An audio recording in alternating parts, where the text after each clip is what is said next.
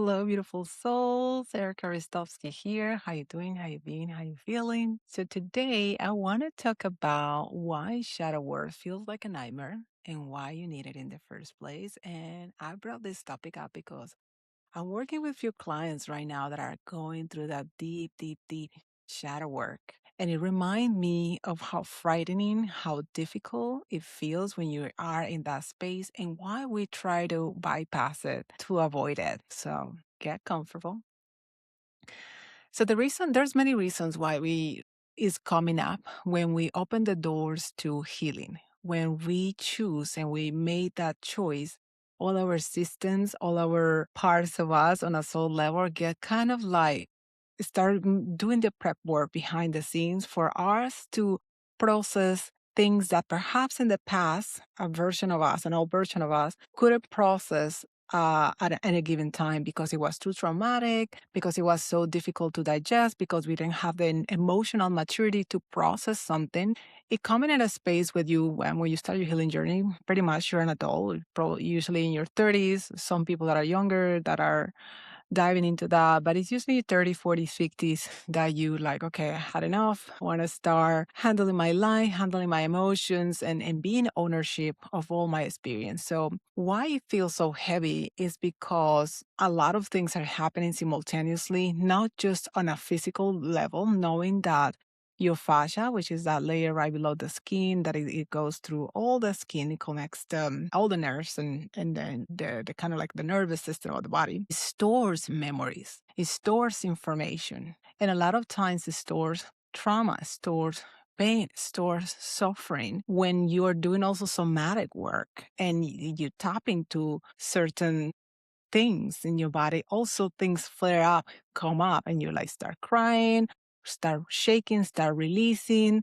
So that's like the fascia moving it out and about. It doesn't have to keep it. How do you know that you have tension in your fascia? It's like you know that you feel heavy, that you feel constricted, that you get triggered easily, that you feel, I don't like the word inferior, but you always feel like a victim, that people are attacking you, that things are happening to you, not for you, that kind of mentality. And it's like one thing after the next, and it feels very disempowering. So if you feel in that way, it's like, okay, there is some stuff that I have accumulated in my physical body, in my energy field, and it needs to be purged. It needs to be released. So another part of why we start feeling so like feels like everything comes at us at once, like this heavy, heavy, heavy stuff, like comes at us to be digested and to be processed is because we also start gathering fragments of us, and fragmentation also happens to trauma. It doesn't only happen in one lifetime. It could happen in another lifetime. Like, let's say there was a lot of trauma.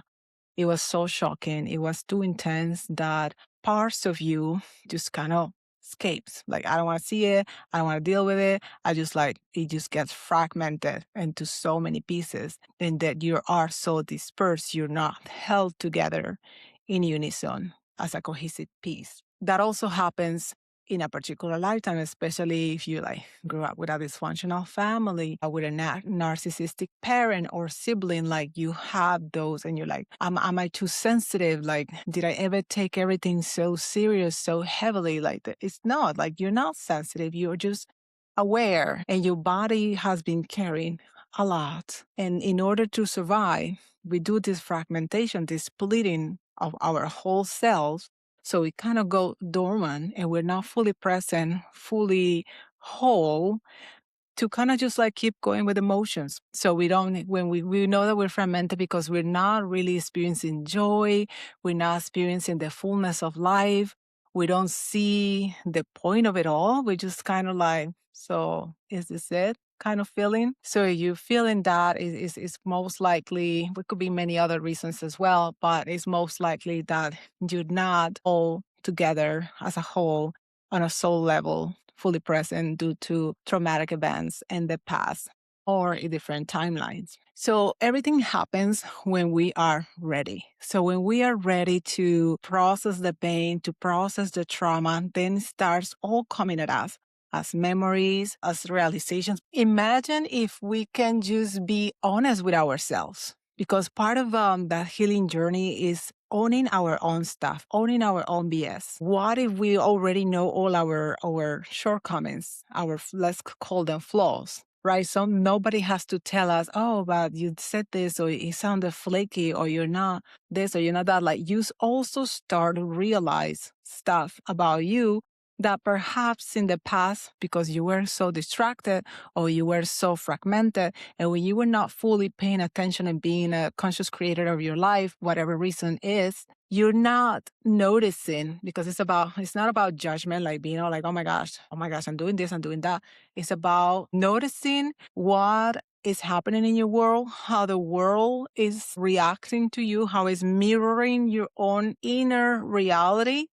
And you know that with the relationships that you have around, with your partners, with your family, with your friends, with the extended family, you have a strong boundaries? Do you have a strong sense of self where somebody says something to you that doesn't feel right, and you're not reactive, but you're coming from a place of love, and you are setting a barrier, or you're setting the tone for that not to continue. So many things start coming to play. And one example that's coming out for me is like, well, I'm a woman, and most of the people that I work with are women too. And one of the things that I see the most for us is the people pleasing pattern. And that is so imprinted in the collective as a whole, that women have to always look good. It always have to like please men, like be nice, be nurturing, be all this, be all that. And we're realizing that that's not true. It's not in alignment with our autonomy as a soul. Like, that's very limited, knowing that the soul doesn't have gender. Yes, it chooses a gender in order to learn certain experiences, but we are genderless. And assigning roles just based on a gender that most of the times are very limiting, very disempowering patterns that we adopt, because there's certain agendas that don't want us to be in our sovereignty, expressing ourselves fully with all our gifts, with all our knowing, with all our wisdom. Because imagine how the world will be. And we're moving towards that at the pace that we're moving. It's going to take whatever it takes. But that's why it also feels like so much chaos, so much turbulence, so much stuff moving around and coming out, and also from you, like you're purging, and you're becoming more aware, because we have been very dormant as a collective for so long. And now we're noticing, we're paying attention. What is this pain? Why this keeps coming up for me? Why these patterns in my life, in my relationships keep showing up for me? Why? We're no longer just like working nonstop. Well, some people still are. We're not just like going through the motions and not asking questions. Work is more deep questions. And that's what it's about. For me, shadow work and healing is all about discovering and claiming who you are, getting all those fragments, all those wounded aspects of you, and merging them and making peace with them and loving them and seeing them, acknowledging them, and like, okay, I see them. I'm not repressing them. I'm not ignoring them. I see them now. So now what? Now we come more whole, and we come so confident with who we are. We're not hiding aspects of us. We're not trying to minimize ourselves or like be so small, don't notice me, like, because we know who we are. We already met all the pieces of us, and we made peace with that. And then we can be fully and completely ourselves authentically. And that's what this journey is about. But yeah, it feels so sticky when we are, especially, I call it like we go through stages when we are in the healing journey, and nobody that I have worked with, and including myself, I have been in the healing arts for over 20 years. Only about 6 years, but I've been in this world since I'm 17 years old, and I'm not going to tell you my age. I don't have any complex with that, but just for you to guess. The more that you get to see who you are, all the good and the bad and in between, and be like, okay, I'm at peace with that, and come out of it and show yourself and make choices that are supportive and beneficial for you, is the gift. And that's the experience that we came here to have, not to avoid shadow work, because shadow work for me, everything that shows as a problem, everything that shows us less as ideal, as yucky, and I like to call it embracing the suck when something difficult shows up in your life. And it's like, most of the time it's like, and you're like resisted, and then something else comes up to add on to whatever it was a problem. And then another one, and then another one. And you're like, oh my gosh, give me a break. Everything is like piling up. Like I can't. It's because you are resisting it. The moment that you stop resisting it and see it as an opportunity, see it as a portal on transformation, because it is an invitation for you to like, you need to also kind of change yourself in a way. Like the person that created that problem is not the same person that's going to overcome it. So who do you need to be in order to overcome that? So that part, the opportunity of the shadow, the opportunity of the discomfort is like that space in between when we are becoming, when we are stretching ourselves, where we are really growing, because the challenge brings the growth for us in this human experience. Many of us as souls, we chose the pain and the tribulations to learn our lessons. That's no longer the case for many incoming souls, but for us that have been here for a while, it's pretty much that. We agree to that. So if you can just make peace with the fact that in a way you chose that path, you chose that turbulence, you chose those difficulties because those specific things were going to help you in up leveling yourself, in overcoming yourself, in growing from that pain and becoming the most powerful version of you. If you start to look at it in that way, but if you start to think of it like,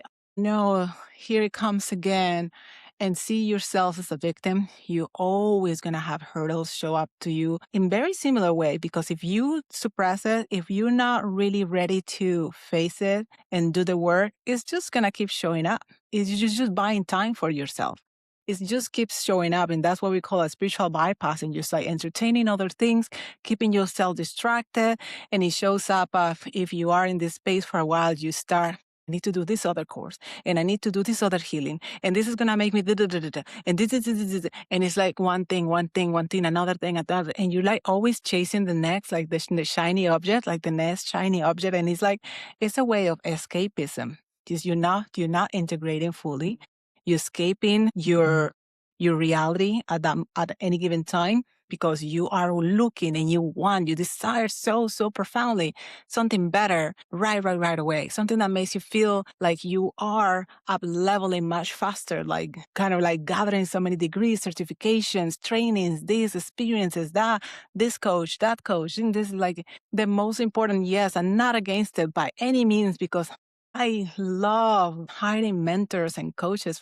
I've been doing that for so many years, and it's like the greatest gift that it could be. Somebody that has experience, somebody has embodied something really meaningful in their life that they can share with others. That is incredible. But immerse yourself, yes, and then digest, integrate, go through life, practice, get to know yourself, because what happens too is that many people in those spaces, they kind of forget who they are, and they start copying others, copying other mentors, other coaches, other healers, their mannerisms, the way they speak, the way they do things. It's like, it's good to understand things on another level and another way and change your perspective, but also take what feels right, what resonates, discard the rest, and let it sink in, and let it be kind of processed, integrated for your own unique blueprint. And then you're going to know more of yourself, and then you're going to navigate life differently, but not copying, no kind of like becoming somebody that you're not meant to be. It's always following that uniqueness about you, because we are different for a reason, because we all bring different things to the table, and we are a gift to others. So really recognize the gift that you are. Really acknowledge all of the experiences that are in your way, good, bad, and in between, are there for a reason. What do you need to learn from that? Who do you need to be? Start asking those questions and let me know what changes for you. Sending you so much love, Erika here, and I'll see you next time. Bye now.